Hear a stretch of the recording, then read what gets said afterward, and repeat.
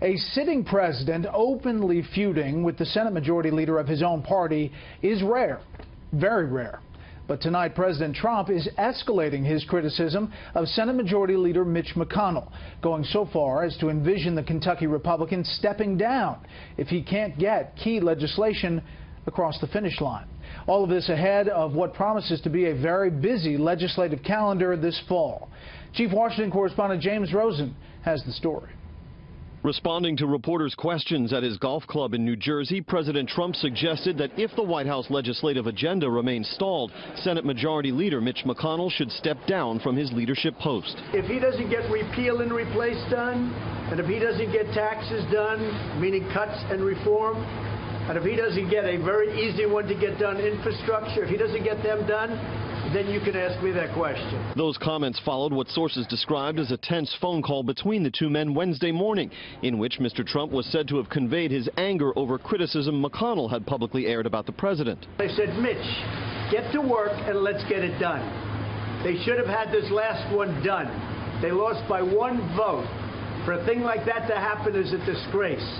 And frankly, it shouldn't have happened. The comments that irked the president came from the leader's lips on Monday. Our new president had, of course, not been in this line of work before, and I think had excessive expectations about how quickly things happen in the democratic process. The president's on-camera remarks followed a pair of tweets tweaking McConnell, including one at 6:54 a.m. that asked, "Can you believe that Mitch McConnell, who has screamed repeal and replace for 7 years, couldn't get it done?"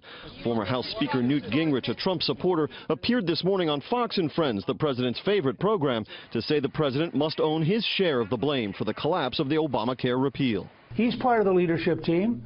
He's not an observer sitting up in the stands.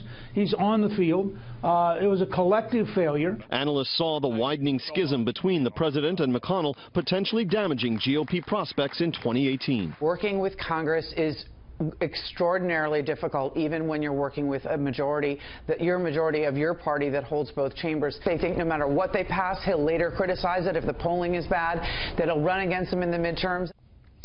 Senator McConnell declined to comment, but congressional sources familiar with his thinking see the president softening his comments, not escalating, and they say they like the prospects for meaningful congressional action this fall on both tax reform and infrastructure. Brett. Okay, James, thank you.